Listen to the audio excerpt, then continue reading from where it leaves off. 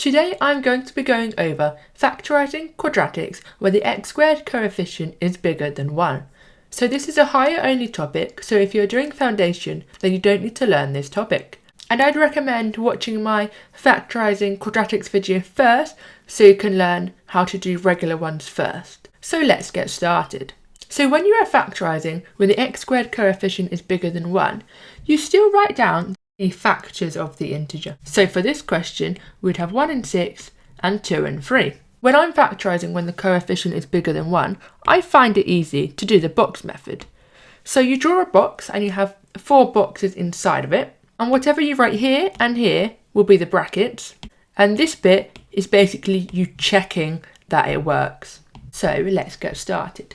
So we have the factors of 6, but when you're doing normal factorising, you want them to add up to the number before the x term. So if it wasn't 3x squared, if it was just x squared, we'd want them to add up to 11.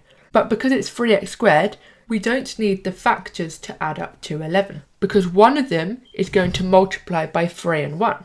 So the first thing I always do is I think of two numbers that multiply together to make the x squared term. So 3 is prime, so we know that it can only be 3 and 1, but we can write it as 3x and x, as that is 3x squared. So that makes 3x squared.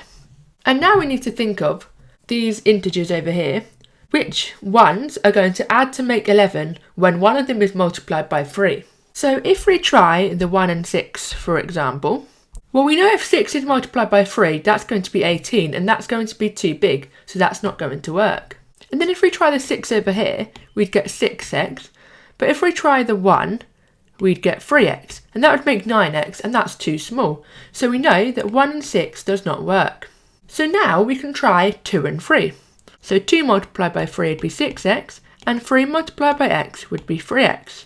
And that makes 9, and that is still not what we want. So now we can write these integers the other way around. So we can try the 3 here and the 2 here. So we'd get 9x and 2x, and they add to make 11x, and that's what we wanted. And let's check, do 2 and 3 multiply together to get 6? Yes. So it is going to be correct. So, like I said earlier, we write whatever's here on the outside of the brackets. So it's going to be 3x plus 2 and x plus 3. And it is always good to expand your answer out so you can double check it. Okay, I've got one for you to try now. So pause, have a go yourself, then come back to watch the solution. So first of all, let's write down the factors of 6. So we have 1 and 6 and 2 and 3. So now let's draw the box. And 5x squared is prime, so we know that it can only be 5x and x. So that's going to be 5x squared. So now let's trial and error with the numbers. So if we try 1, that's going to be 5x, and if we try 6, that's going to be 6x, and they add up to make 11. So we know that cannot be correct. So now let's swap them around. Let's have 6 over here, but 6 multiplied by 5x is going to be 30x, and that's way too big. So we know that those ones do not work. So now let's try 2 and 3. Well, 2 multiplied by 5x, that's going to be 10x. 3 multiplied by x would be 3x, and they multiply together to make 13x. So yes, that is what we want. So it's going to be 5x plus 3 and x plus 2. So with these questions, there's a lot of trial and error. But eventually, once you've done this a lot of times, you won't need to put all the numbers in the box. Because, for example, if you know that 6 multiplied by 5 is 30, you know that's going to be too big. So then you wouldn't put that in the box. So that's why it's always a good idea to expand your answer out at the end to double check it that you haven't made any silly mistakes. Okay, I've got one more for you to try before I give you another example. So this time we have a negative over here. So this time our integer is negative 8. So we're going to write down the factors of negative 8. So we'll have negative 1 and 8. We'll have 1 and negative 8. We'll have negative 2 and 4. We'll have 2 and negative 4. So now we can draw the box. So we know it's going to have to be 7x and x, as 7 is prime. So that's 7x squared. Now let's think about what factors we are going to use. So we need it to add up to 10x. So let's try it one by one. So if we try negative 1 and 8, we're going to get negative x, and we are going to get 56x. But that makes 55, so that's far too big. And if we swap the numbers around, so 8 and negative 1, well, we're going to get negative 7x and 8x, and that makes 1, so that's far too small. So we know that those sets of numbers cannot work. So now let's try positive 1 and negative 8, where we're going to get x and negative 56x, and that is, again, far too small. So let's swap these numbers around, so negative 8 and 1, we're going to get negative 8x and 7x. That makes negative 1, so that cannot be correct. So now let's try negative 2 and 4, where we're going to get negative 2x and 28x. And that would make 26, which is too big. So let's swap the numbers around, so 4 and negative 2, where we're going to get 4x and negative 14x. Well, that adds up to make negative 10x, so we are close. So it's not that set of numbers. So let's try negative 4 and positive 2. So we're going to get negative 4x and 14x. And 14x minus 4x is 10x, so that's what we wanted. And negative 4 multiplied by 2 is negative 8. So it's going to be 7x minus 4 and x plus 2. Or it could also be x plus 2 and 7x minus 4. So it's the same numbers in the brackets, it just doesn't matter which set of brackets is first. It's still the same thing. With these questions, it's just a lot of trial and error, and eventually you'll get the hang of it. So before, I have been doing examples with prime coefficients, so that makes it much easier as there's only going to be one set of numbers for the first term. But now I'm going to show you how to do it with non-prime coefficients. So we write down the factors of the integer, in this case 3, so you'd have 1 and 3. So let's draw the box. So for 4x squared, we have two lots of numbers. It could either be 2x and 2x or 4x and x. So let's start off with 4x and x, and let's try these numbers. So we'll try 1 and 3, and 4x multiplied by x, that's 4x squared. So 4x multiplied by 1 is 4x, and then 3 multiplied by x is 3x, and that makes 7x, so that's too small. So now let's try 3 and 1. So 3 multiplied by 4 is 12x, and 1 multiplied by x is x. And that makes 13x, and that is too big. So we know that 1 and 3 did not work with 4x and x. So now we can use the other factors of 4. So we'd have 2 and 2.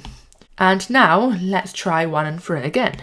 So 1 multiplied by 2, that's going to be 2x. 3 multiplied by 2x is going to be 6x. And we had to make 8x, and that's what we wanted. And 3 multiplied by 1 is 3. So therefore it's going to be 2x plus 3 and 2x plus 1. So when it's non-prime, there's more trial and erroring as you have more factors of the x squared coefficient. Okay, so I now have a question for you to try. So pause, have a go yourself, come back to watch the solution. So first of all, let's write down the factors of the integer. So negative 3. So we have negative 1 and 3. We have 1 and negative 3.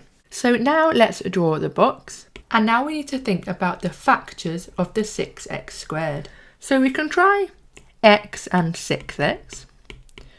So let's put negative 1 here and 3 here. We'd get negative x and 18x. And that's going to be 17x, and that is too big. So let's switch the numbers around. So we have the 3 here, the negative 1 here, where we're going to get 3x and negative 6x.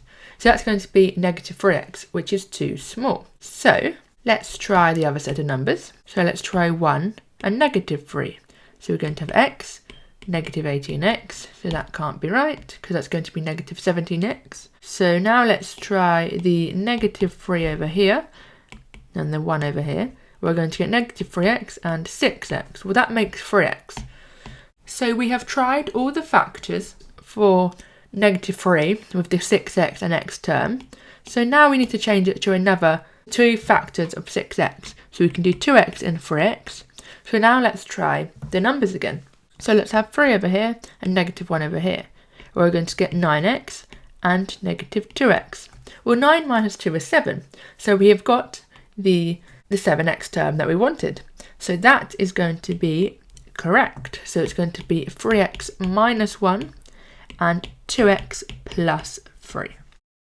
Okay, so I've got one more question for you to try. So pause the video, come back to watch the solution. So first of all, let's write down the factors of -3. So we've got -1 and 3, or 1 and -3.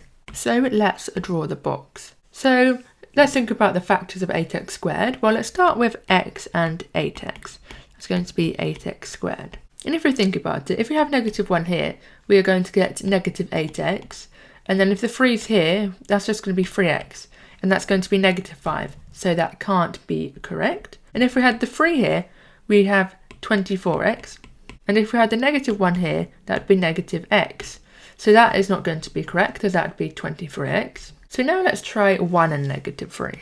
Well, we'd get 8x and -3x. And that's going to be 5x. So that's not what we want. And if we have the 1 here and the -3 here, we're going to get -24x and positive x, and that's going to be -23x. So that's not what we want. So we know that it must be a different set of factors for the x squared term. So let's try 2x and 4x. So if we have the -1 here and the 3 here, well, we're going to get -2x, and then here we're going to get 12x. And 12x minus 2x, that's 10x, but we want -10x.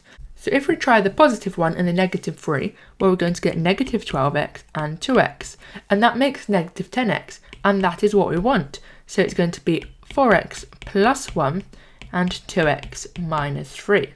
So you know it's going to be correct when all the terms in here are equal to the term that we're trying to factorise. So 8x squared, yep. 2x minus 12x is going to be minus 10x, so yep. And then minus 3, so yep. So that is going to be correct. So that's the end of today's video. I hope you found it useful. Make sure to leave a like and subscribe so you don't miss future videos. Comment down below what topics you want to see next, and click this video that YouTube picked for you to ace your exams.